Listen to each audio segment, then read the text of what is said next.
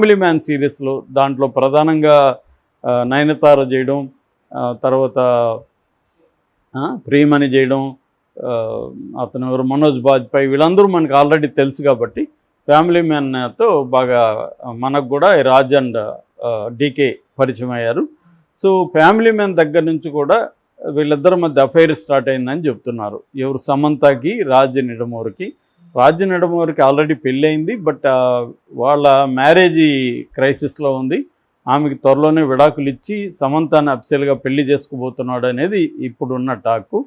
So ఇప్పుడు వీళ్ళు ఏంటంటే ఫ్యామిలీ మ్యాన్ తీశారు, తర్వాత ఫర్జ్ అనే ఒక వెబ్ సిరీస్ తీశారు, గన్స్ అండ్ గులాబ్స్ అనే ఒక వెబ్ సిరీస్ తీశారు.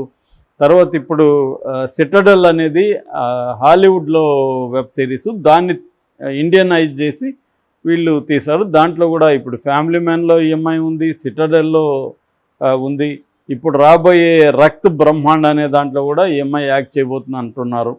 వీళ్ళు రాబోయేది ఏంటంటే గుల్కండ్ టేల్స్ అనేది రక్త్ బ్రహ్మాండ్, ఈ రెండు ఇప్పుడు వీళ్ళ కమింగ్ వెబ్ సిరీస్ అన్నమాట. వీళ్ళు మెయిన్గా ఎక్కువగా వెబ్ సిరీస్ ఇటు అమెజాన్తో ఇటు నెట్ఫ్లిక్స్తో టైఅప్ అయ్యి వెబ్ సిరీస్ చేసే పనిలో ఉన్నారు. సినిమాల కంటే కూడా వీళ్ళకి ఇది బాగుంది. అట్లాగే వీళ్ళిద్దరు కలిసి D2R అనే ఒక ప్రొడక్షన్ హౌస్ పెట్టారు.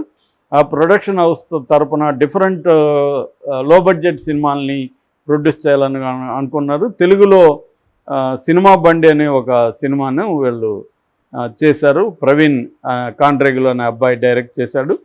అది కూడా క్రిటికల్ అక్లైమ్ వచ్చింది ఆ సినిమాకి.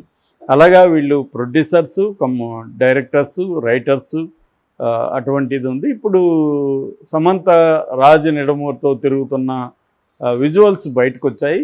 తనని పెళ్లి చేసుకోబోతుంది, తను రాజ్ నిడమూరు భార్యకు విడాకులు ఇచ్చి సమంతతో ఉండబోతున్నాడు అని. అంటే సమంత ఇప్పటివరకు ఏంటంటే నాగ చైతన్య, సమంత, శోభిత ఇట్లాంటి ఇది ఉంది. సమంత ఇప్పటివరకు అఫీషియల్గా ఎవరితో డేటింగ్లో ఉన్నట్టు ఆమె అయితే అనౌన్స్ చేయలేదు. కాకపోతే గత కొంతకాలంగా వీళ్ళ ప్రాజెక్ట్స్లోనే పనిచేస్తుంది. సో అందుకని రాజ్ నిడమూరితో తిరుగుతుంది కాబట్టి వీళ్ళిద్దరూ పెళ్లి చేసుకోబోతున్నారనే వార్త ఇప్పుడు ఇండియా వైజ్గా ఇది ప్రచారంలోకి వచ్చింది. సో వీళ్ళిద్దరూ అందుకని ఫ్యామిలీ మ్యాన్లో పెట్టారు. మళ్ళీ ఇప్పుడు సిటడెల్లో ఆమె రోల్ ఉంది, అది రాబోతుంది. సిటడెల్ హనీ బన్నీ అనేది పూర్తి పేరు. దాని తర్వాత రక్త బ్రహ్మాండ్లో కూడా ఆమెను పెట్టబోతున్నారు అని చెప్తున్నారు. సో వాళ్ళిద్దరు కలిసి తిరుగుతున్న థియేటర్లలో, హోటల్లో తిరుగుతున్నారు. ఆ ఫోటోలు బయటకు వచ్చాయి, లీక్ అయినాయి. సో ఇప్పటి వరకైతే సమంత అఫీషియల్గా అనౌన్స్ చేయలేదు, అతను కూడా చేయలేదు. దానికి కారణం ఏంటంటే అతను లీగల్గా విడాకులు ఇచ్చినాకనే అనౌన్స్ చేద్దాం అన్నట్టుగా వాళ్ళు అనుకున్నట్టుగా తెలుస్తుంది. సో ఇదైతే ఇప్పుడు సమంత ఒక డైరెక్టర్తో డేటింగ్లో ఉంది, పెళ్లి చేసుకోబోతుంది అనే వార్త అయితే వైరల్ అయింది. సో చాలామంది ఆల్రెడీ ఇంతకుముందు కూడా సమంత అబ్బాయితో ఆ మాట అనడంతో మళ్ళీ రెండో పెళ్లి చేసుకోబోతుందా అన్న పుకార్లు అయితే వచ్చాయి. వేణుస్వామి కూడా ఆమె రెండో పెళ్లి చేసుకొని ఆమె బాగుండాలని కోరుకుంటున్నానని నిన్నేదో పెట్టాడు. అంటే తన నుంచి డైవర్ట్ చేయడం కోసం వేణుస్వామి ఇప్పుడు సడన్గా ఆయనకి ఆమె మీద సింపతి వచ్చింది. ఆమెను అందరూ పట్టించుకోవట్లేదు, దాన్ని డైవర్ట్ చేయడానికి నన్ను వాడుకుంటున్నారు అన్నాడు. నిజానికి అది బుల్షిట్. ఎందుకంటే అతను క్లియర్గా నిశ్చితార్థం రోజే విడిపోతారని చెప్పడం కరెక్ట్ కాదని, ఎప్పుడో 10 రాళ్ళు వేస్తే ఒక రాయి తగిలిందని చెప్పి రాళ్ళు వేస్తూనే ఉంటే గమ్మున ఉంటారు కదా ఎవరైనా. ఇప్పుడు అదే వాళ్ళిద్దరూ విడిపోతారని చెప్తే ఆమె భార్య గమ్ము ఉంటుంది. ఆమె భార్య కూడా వీడియో చేసి ఆయన సపోర్ట్ చేస్తుంది. సో వాళ్ళిద్దరో లేకపోతే వాళ్ళకి పిల్లలు ఉన్నారో లేదో నాకైతే తెలీదు. సో వాళ్ళ అఫైర్స్ గురించి ఎవరైనా జ్యోతిష్యం చెప్తా ఉంటే వాళ్ళకి నచ్చుతుందా? జ్యోతిష్యం అనేది పర్సనల్గా నువ్వు అడిగితే చెప్పాలి తప్ప, అడగకుండా నీ జాతకాలు నేను చెప్తానని అది పబ్లిక్ చేయడం అనేది కరెక్ట్ కాదు. దాని ఎఫెక్ట్ ఖచ్చితంగా వాళ్ళ ఫ్యామిలీ మీద, వాళ్ళ రిలేషన్షిప్ మీద పడుతుంది, సైకలాజికల్ ఎఫెక్ట్ పడుతుంది. ఎప్పుడైనా ఎవరైనా ఇప్పుడు పెళ్ళి ఎందుకు చేసుకుంటారు, లైఫ్ లాంగ్ కలిసి ఉందామని చేసుకుంటారు, కానీ నెక్స్ట్ ఇయర్ విడిపోదామని ఎవరు పెళ్లి చేసుకోరు. అట్లాంటప్పుడు వాళ్ళు మామూలుగా కలిసి ఉంటారు.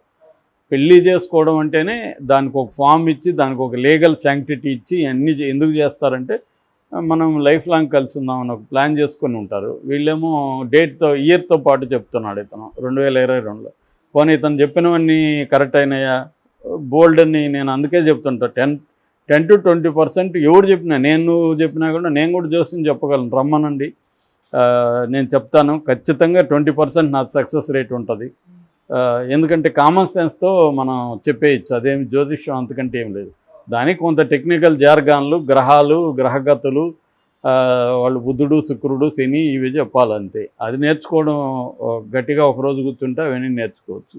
గళ్ళల్లో ఏముండాయి ఇవన్నీ. ఎందుకంటే మా ఫాదర్ కూడా జోస్యం చెప్పేవాడు, అందుకని నాకు చిన్నప్పటి నుంచి ఐడియా ఉంది. రోజు మా ఇంట్లో 5-10 మంది వచ్చేవాళ్ళు. ఈ తతాంగం అంతా నేను చిన్నప్పటి నుంచి చూస్తూ ఉండే కాబట్టి ఆ పుస్తకాలు అవన్నీ కూడా నేను చదివాను, జ్యోతిష్యం పుస్తకాలు. ఇదంతా ఏంటంటే, ఒకప్పుడు అసలు పంచాంగం అనేది ఎందుకు ఏర్పడిందంటే ఇండియాలో మనది సైక్లిక్ సీజన్స్, ఋతుపవనాల మీద ఆధారపడిన వ్యవసాయం. అందుకని ముందుగా వర్షాలు ఎప్పుడు వస్తాయి దానికి తగినట్టుగా మన పొలాల్ని రెడీ చేసుకోవడం, ప్రిపేర్ అవ్వడం అనేది ఇండియాలో అవసరం. దానికి పుట్టింది పంచాంగం అనేది. పంచాంగం అనేది ఏంటంటే ఈ వాతావరణాన్ని ప్రిడిక్ట్ చేసి దానికి తగినట్టుగా రైతుల్ని సిద్ధం చేయడానికి పంచాంగం అనేది ఒకప్పుడు హెల్ప్ అయింది తప్ప, ఒక వ్యక్తికి ఉద్యోగం వస్తుందా లేదా, నీ ఆరోగ్యం బాగుంటుందా లేదా, నీకు ఎప్పుడు నీ కెరీర్లో నీకు ప్రమోషన్ వస్తుంది, ఇటువంటివి, నీకు ఎప్పుడు బిడ్డ పుడతారు, నీకు ఇప్పుడు పెళ్ళి అవుతుంది, ఇవన్నీ గ్రహగతులు ఎవడు కూడా చెప్పడానికి లేదు.